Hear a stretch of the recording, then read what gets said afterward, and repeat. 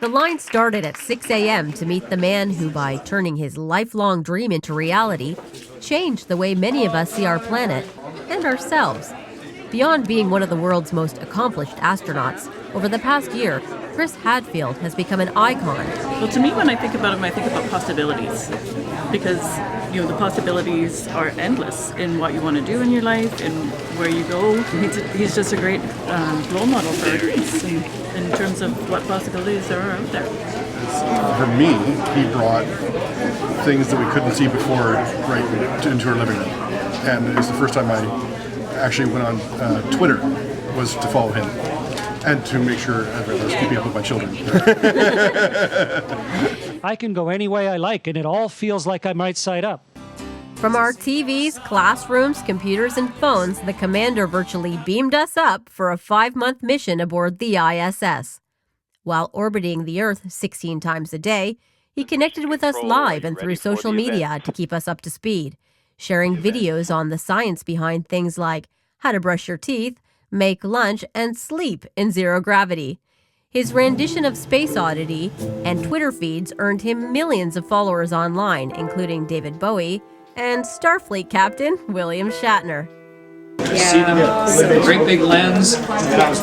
Hadfield says watching the broadcast of Armstrong landing on the moon as a boy in 1969 fueled his dream, 20 years before Canada even had astronauts.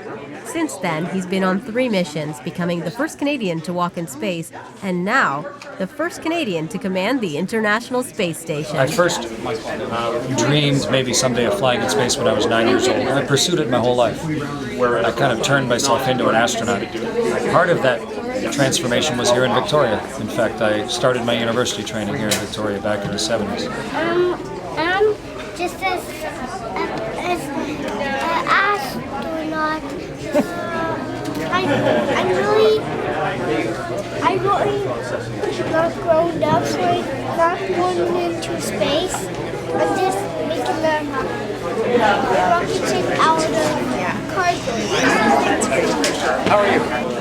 Really like your spacesuit. It looks really good. What do you have in your pocket?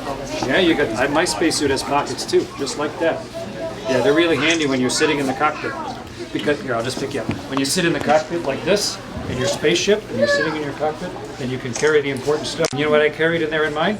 My space clothes. They went right in there.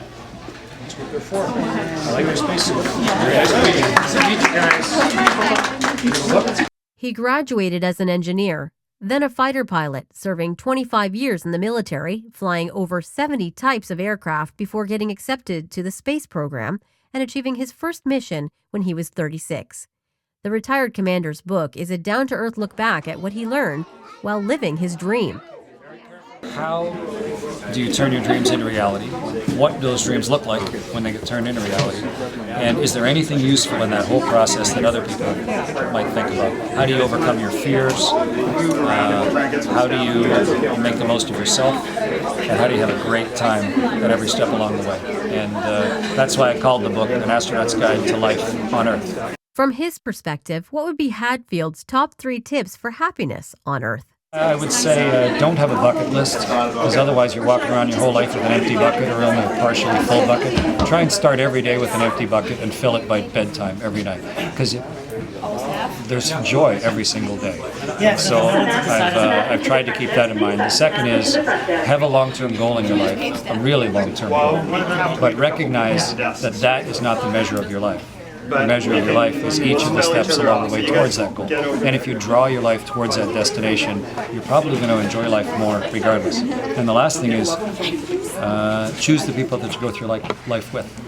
And then be ready to change yourself to make the most of that relationship with that person. And I think if you do those 3 things, whether you fly in space or not, it'll be a pretty interesting life. Ground control to Major Tom. Ground control to Major Tom. Lock your Soyuz hatch and put your helmet on. 10. Ground control to Major Tom. 9, 7, 6. commencing countdown, engines on.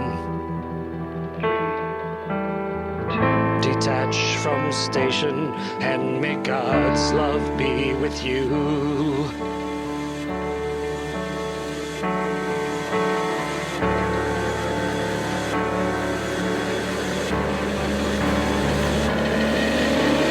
This is ground control to Major Tom.